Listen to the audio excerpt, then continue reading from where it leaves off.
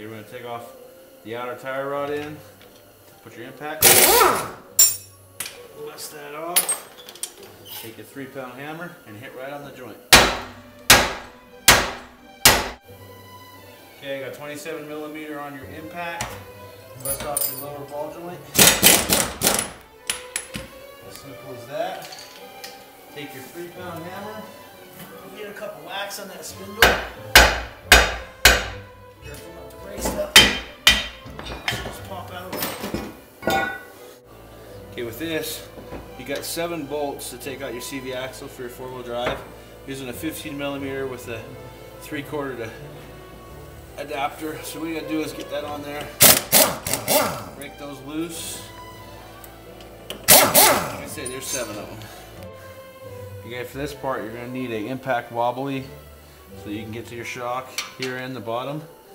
And I believe you got a 19 millimeter. So I'll just put this on your other side. Okay, once you get the bolts out, go ahead and remove your shock.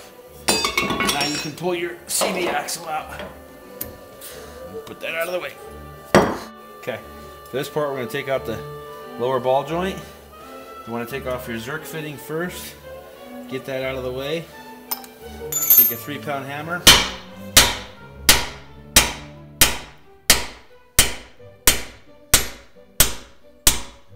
Okay, with this you're going to notice, you look in here, you can see how bad these bushings really are. There's hardly any rubber at all.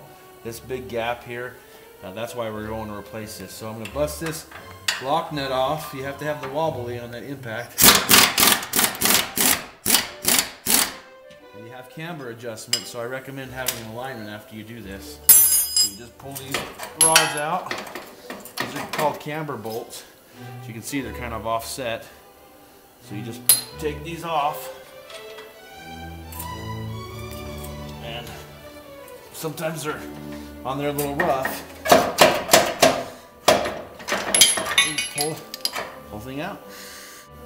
Okay, what we're doing now is we're going to be servicing the inner tie rods and the outer tie rods.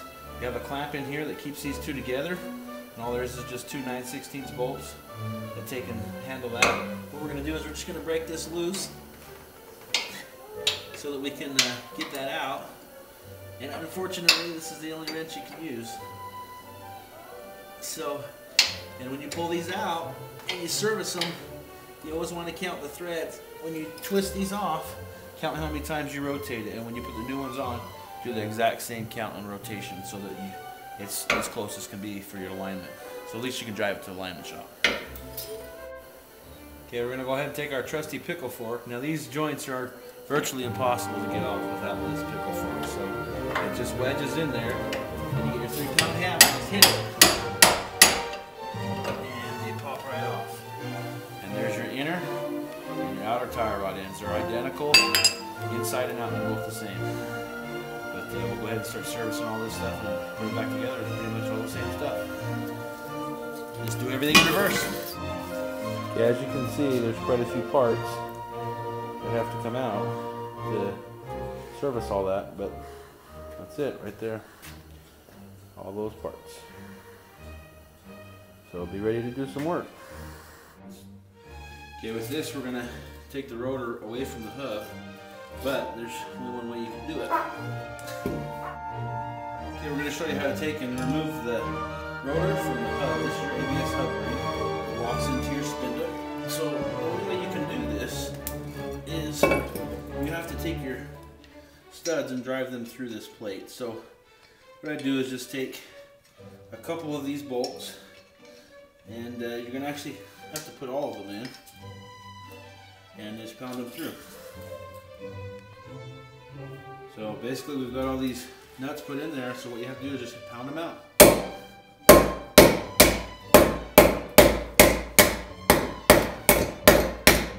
And others, but then you just unthread it from the inside, take them out one at a time, and everything will separate.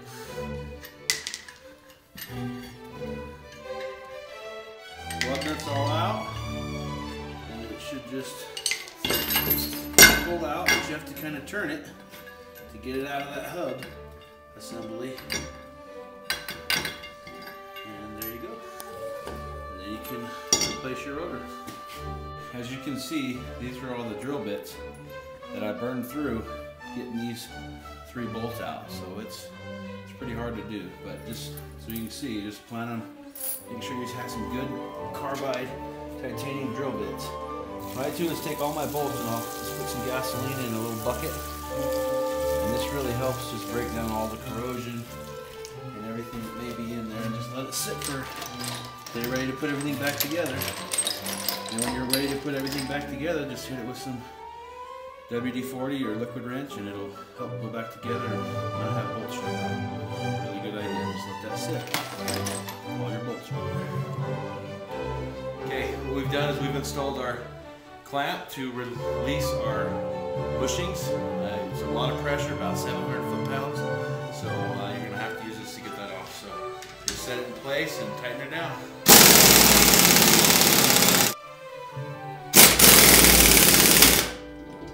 Go.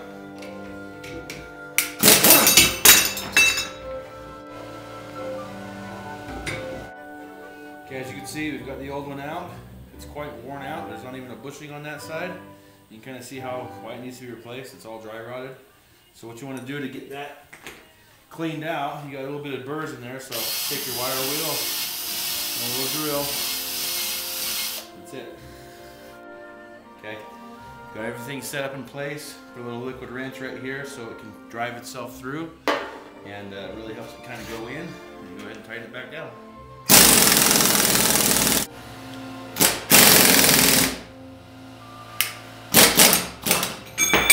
There you go.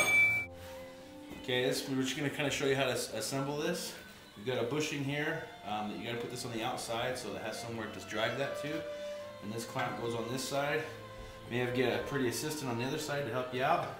That goes on that side, and then you just tighten this up by hand is the best way to get everything nice and snug so that you know everything's in place. Get it snug, and then grab your impact. Okay, we went ahead and kind of positioned this in place. We just tap it in with a hammer just to hold it, and then have your assistant take and slide that side on. Put this side on. It takes a little bit of practice. You have to adjust it a few times to get it all in place. And you may have to move it around a little bit as you tighten it down. But that's basically how you set it up. Okay, this is your upper ball joint. We've already installed the upper bushings. So what we're going to go ahead and do here, when you get your kit down here, when you get that kit, you're going to see it comes with a Zerk fitting, your ball joint, nut, your clip, your 4 bolts. Remember we had to drill out the other ones. Takes a little bit of time to do, but your new bolts come in here. So this goes up in here. Okay. What you want to do first, you want to load your Zerk fitting, which is very important. Take your Zerk gun, which loads your joints, and you want to do this before you install it. It just makes it that much easier.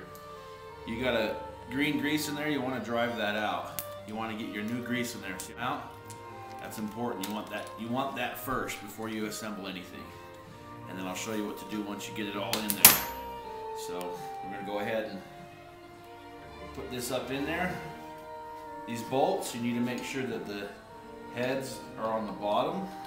If you do them the other way, when you put the bushing to hold the seal in, it's going to be in your way. So you just put your 4 bolts in there and tighten them down. That's it.